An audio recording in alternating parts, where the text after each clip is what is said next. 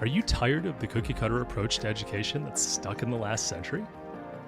Are you seeking a win-win situation where your family thrives, your kid's education is revolutionary, and you still get to chase your own dreams? Welcome to Unschooled Unleashed. Unlock your child's genius. I'm your host, Matthew Jarecki, an unapologetic rebel dad and promoter of what many consider to be educational anarchy. You know the world isn't going to be won by those that just toe the line. It's the innovators, the visionaries, and the resilient spirits that are going to thrive. Our mission here is to forge those world changers within our very homes with less stress, energy, and time. Unschooled Unleashed starts now. Welcome back to another terrific episode of Unschooled Unleashed. I'm your host, Matthew Jarecki, and today we're going to discuss the value of testing. Is it worth it? Short answer, I'm just going to tell you right up front, so that way you can skip the rest of this episode. It's up to you. It's up to you to decide the value. But if you want to stick around and listen to some of my thoughts, my 2 cents, feel free. We're going to talk about different things related to testing and maybe even find a way to use it in your unschooling world. So with that, let's dive in. Today, we're going to dive into the complex debate surrounding testing as a measure of learning. And I'm just going to give you really food for thought. And I won't really have an answer to is testing a true measure of learning? Because in some cases it may. However, unschoolers don't really believe in testing as a measure of competence. So we're going to cover making a case for testing, when it might be useful, the limitations of testing, some alternatives to testing, as well as my 2 cents along the way. So first, let's start out by making a case for testing. And I have 3 points. 1, it's an objective measurement. Standardized testing to provide a uniform measure of student knowledge and skills crucial to upholding educational standards. So if you have a curriculum, if you have something that you want someone to learn, then you really need to go over and get some standardized way of evaluating that. Great point, right? Great way. So that's where testing really fits in, we'll say. Accountability and feedback. Tests act as pivotal tools for accountability and feedback, shaping educational strategies and fostering individual progress. So we can see trends over time, and we can go over and correct course, make adjustments, get feedback, and then really we're going to be able to see if that feedback, hopefully, we'll see that feedback in the test scores as it comes back. So all good stuff so far. Benefits in specific contexts. For example, there's certain scenarios where we really need this kind of stuff. We don't want your physician just to be a guy who just says, you know what, I've met the requirements in my own head and I think I'm good enough to be your doctor. I don't know if anyone would go to that guy. I'm sure some people would, but I think in general, we as a society want some kind of certification process, that some kind of standardization where there's a minimum competence being met, where, what are you going to do? You test to make sure that there's some kind of competence behind their practice, a measuring of readiness, let's say. It's an essential component of being what's considered an expert in something, right? You have to have some kind of testing associated with that. So there is a place for testing. Now, in unschooling, for example, I have no problem with testing. I just don't want to force the testing on things that I've forced them to learn. I think that feedback along the way is going to be very helpful. In fact, I think that if you were to, like my son does his coding thing, I think that he, tests along the way are good feedback for him for his accountability and individual progress. I think that as long as we don't force that there is a place for that. However, there are limitations of testing. I think we have put way too much faith into this little component of testing that demonstrates competence, right? And you might even argue that it doesn't demonstrate competence. It's a very narrow scope of measurement. Tests frequently focus on a limited set of skills, prioritizing memorization and test-taking strategies over comprehensive understanding. You really can't test for everything, right? You just take small little samples of what you wanted them to learn and use those as proxies for the overall learning. And problem is, you can be a bad test taker and still have learned whatever you were supposed to learn. So they're not necessarily a great proxy. I remember when I took the GED, when I took the MCAT, I focused on the strategy of test taking just as much as I focused on the actual information that I'm going to be tested on. So the better I got at the strategy, at manipulating the system, is essentially what I was doing. That's what everyone does. Trust me, they teach it in all the courses. It's like the first thing they teach you. You have to learn how to take the test. You have to learn kind of what they're getting at when they ask the question and being able to process that. It's what you learn in college too. What's the professor likely to test on?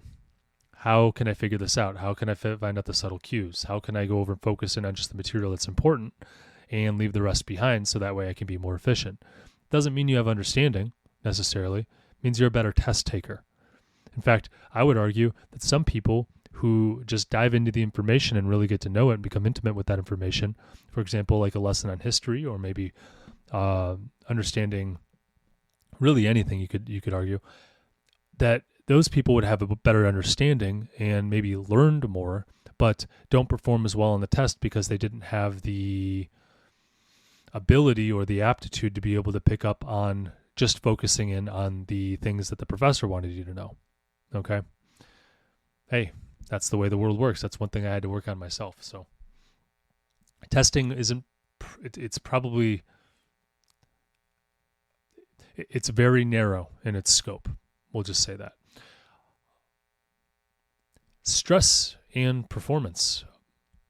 This is a factor as well. When you go over it and start the little timer for the test, let's say, all of a sudden you're stressed. This is the worst time to perform for some people who may have learned the information, who in a very natural setting could regurgitate the information, or who learned the information and could put it into practice but can't be tested on it because they have performance anxiety, let's say. Not making excuses. Everyone needs to be able to perform even under stress, but it's true. If you're using this as a proxy for learning, then this is a factor, and you could actually see this reflected as, if you consider that testing is a proxy for learning, then people who have performance anxiety, you would say learn less, even though that might not be true. So it's limited. Stress induced by testing conversely affects students' performance and mental health, which totally misrepresents their true capabilities. All the stress that goes along with this, I think, is probably unnecessary. Because if you are using it as a feedback tool, that's not as stressful. You're trying to learn it as just a feedback tool versus I'm going to get a grade and it affects my future. Yeah, that's very stressful. That's going to cause problems in a lot of people. It's just the way it is, guys. Then we have the problem of teaching to the test, which diminishes the quality of education, in my opinion. Narrowing it just to fit the curriculum of what's going to be tested, right? And this is at the expense of a richer learning experience. And it handcuffs a lot of teachers who want to teach certain things, but they can't because they have to spend their time teaching to what's going to be tested because that's what they're going to be graded on in their performance evaluation. Okay, that's just the way the world is. If you're going to go over and standardize tests, you have to teach to the test, right? Because that's what your raise is based on. That's what the school performance grades are rated on. That's where the money comes from. All the stuff. Great. In addition, there's also some concerns that standardized testing may not equally assess all students and their abilities, because we have students that come from, that have different cultural experiences. They speak a different language than what they're being tested in. These are factors that if you were to teach them, let's say history, they might know the history, but based on the test being given in English and not Spanish, well, that's a problem, right?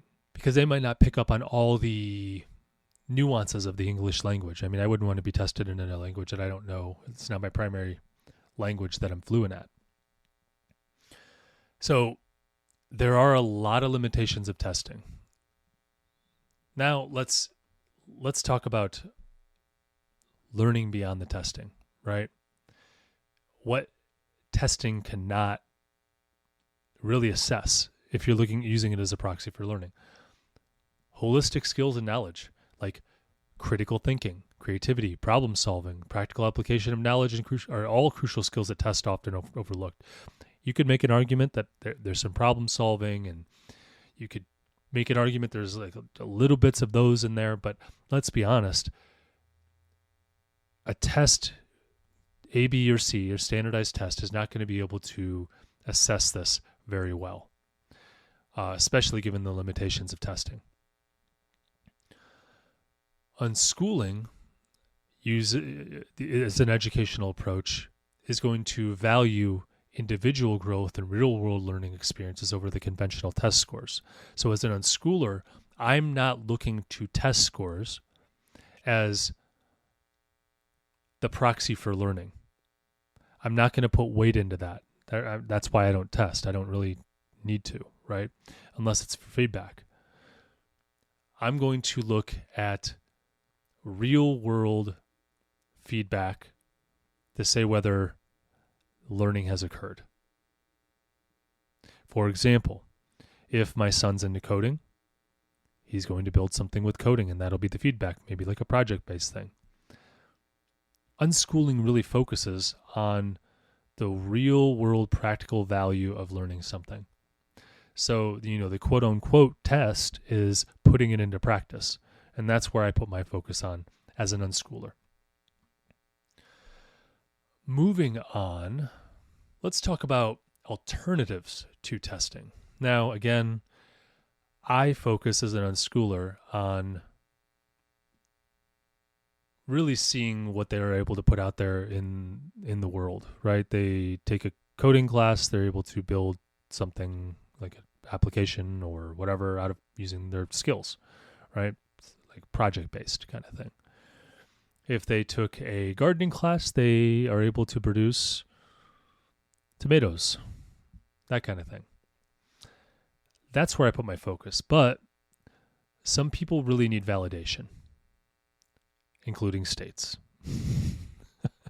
and countries. They want to guarantee minimum competency. They want to make sure that you're actually doing something. And, this totally conflicts with the unschooler's view of actually letting the child decide what they want to do for themselves. But you still have to prove to some states, some countries, that something has occurred. Your kids aren't going to sit idle. They're not going to sit idle. They're going to want to do stuff. So one option is a portfolio assessment. Portfolios offer a comprehensive view of students' progress, skills, achievements, reflecting their learning journey over time. This is a great option for unschoolers. In fact, it's what the state of Ohio, which is where I live, required. And I think they changed the laws the last couple months to where we don't even require that anymore. I think we just, I won't speculate. I'd have to go back and look through it. We save everything just because we like to see the learning growth of our children, but they'll call it a portfolio, if you will. Portfolios work well with unschooling because they get to show this learning progression. So if you need some validation, you can go back and look through that, and there you go. Demonstrations of learning. This is another thing I rely heavily on, but less formally. Presentations, projects, performances, those kinds of things allow students to exhibit their knowledge and skills in the context that matter to them. So one of the things we have our son do is he takes dance class and he puts on a performance for us, and he does his own thing. I think that's pretty cool. Little learning projects is another way that they can build something from what they've learned on our YouTube channel, stuff like that. So I think that's pretty cool. Another way is holistic and formative assessments. This is an alternative to giving grades.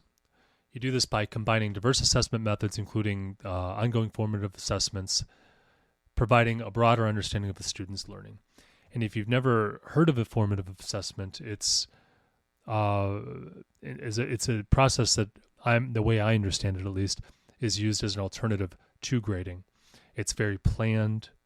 It uses evidence to make instructional adjustments and verifies learning along the way. It involves giving specific feedback to the students that is turned into an action, that kind of thing. It's a process. With that being said, that's kind of what the parent does. I won't call it a true formative assessment because I'm not, I don't know. I kind of just do my parent thing. I just kind of give feedback along the way, give adjustments that they could make, and if they really want to make them, they will. I can't force them to do it, even if I wanted to. So that's how it works.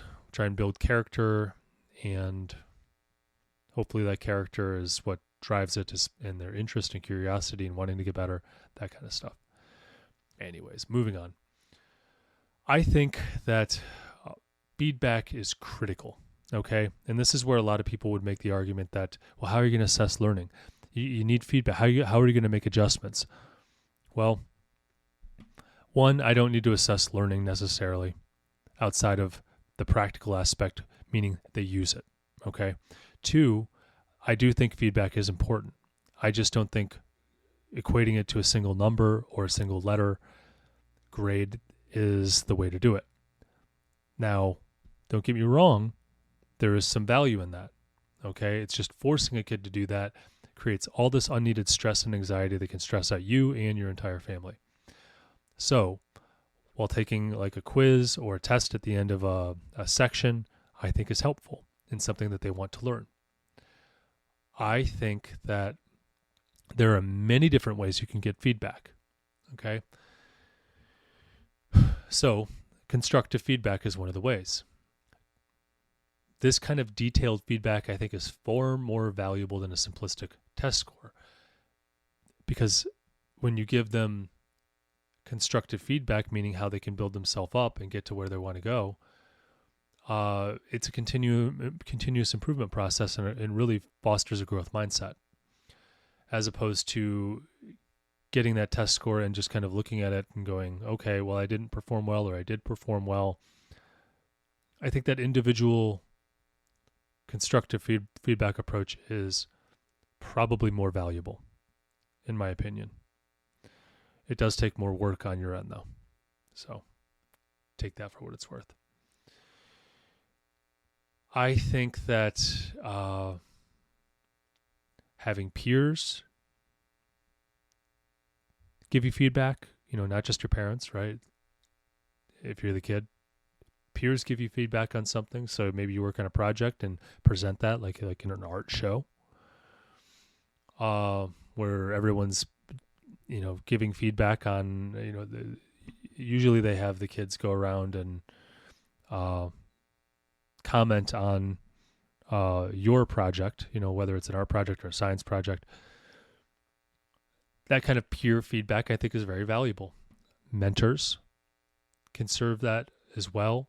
Real world interactions, like I'm going to build an application using my coding skills, and I'm going to put it out into the real world and see how it responds. I think that's crucial feedback. I think that's the more valuable than most feedback out there.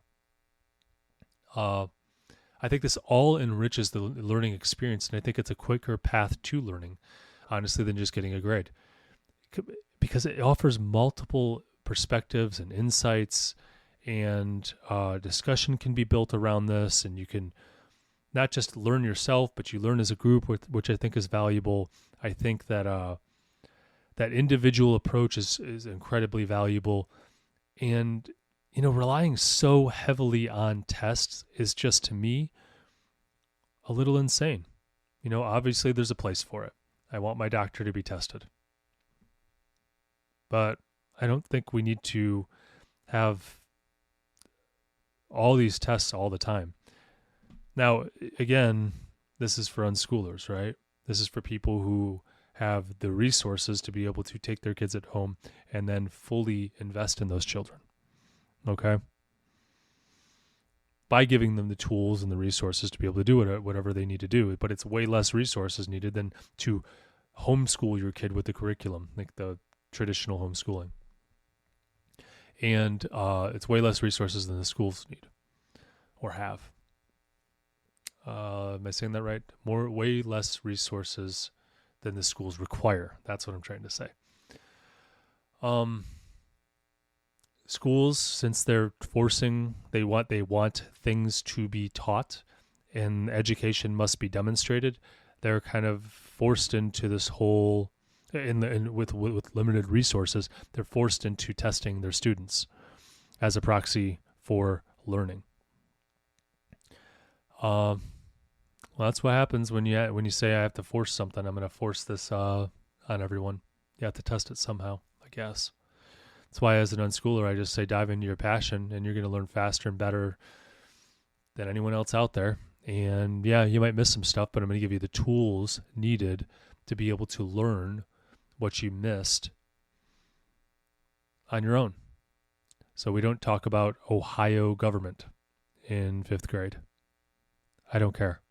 You'll learn that when you need to, or when the question comes up, right? Because you're curious. We talk about government actually quite a bit, so my kids might already know. They at least know the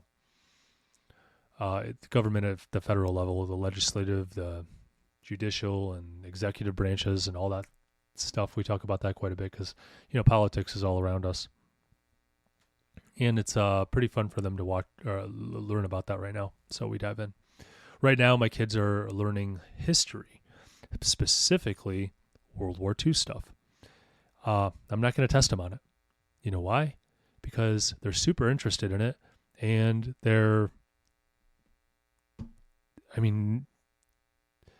talking about the Battle of Midway, and intelligently, right? That's proof enough to me learning has occurred. And when you test, this is all my 2 cents, finishing out. When you test, it's often short-term memory is relied upon. Whereas you tap something deeper when you're interested in it and you see the value in learning it. And that's what Unschooling does, is taps into that deeper learning. So my kids are interested in, oh wow, World War II was hugely influential. They're talking, I'm like, hey, get me up to speed with this, because we're watching a documentary on it on Netflix. I think it's World War II in color.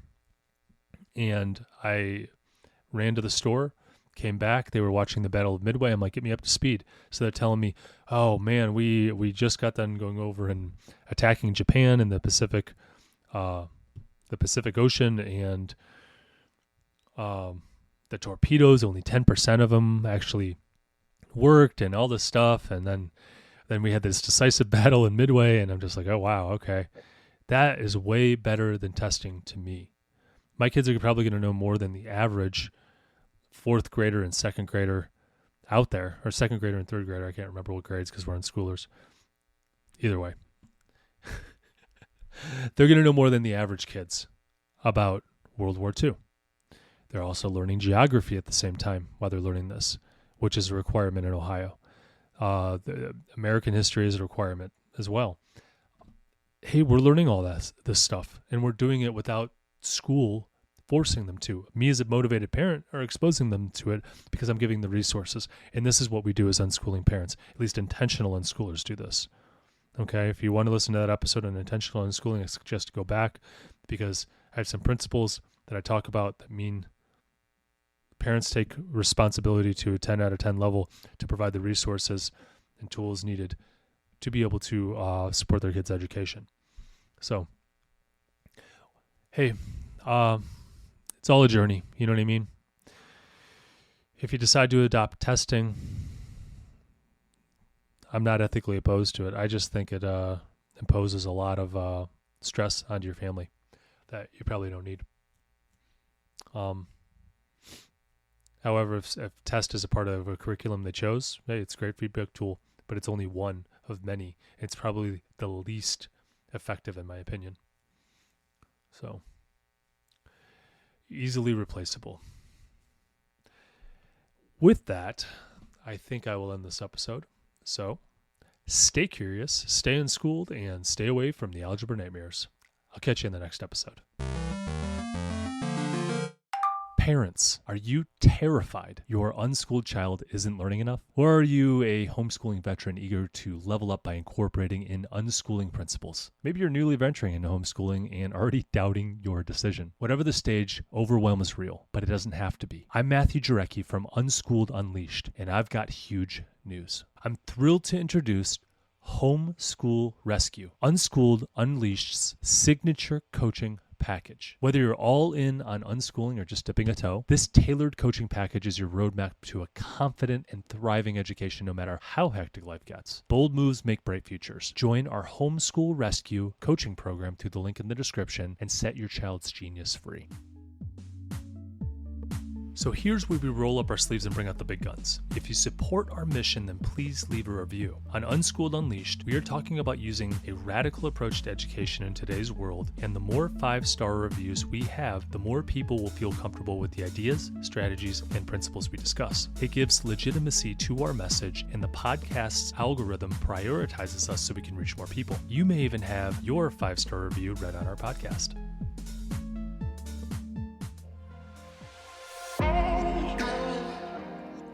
Before I let you go, I have to pause and say this from the bottom of my heart. Thank you. Your presence here is the fuel that ignites this movement. I am incredibly moved that you trust in us enough to click play. You, my friends, are the caped heroes in this story, the guardians of your family's learning journey, and a beacon of hope for your community. Be bold. Do what you think is best for you and your family. Thanks again for tuning in and taking this courageous leap outside of the box for this educational revolution. Welcome to the front line.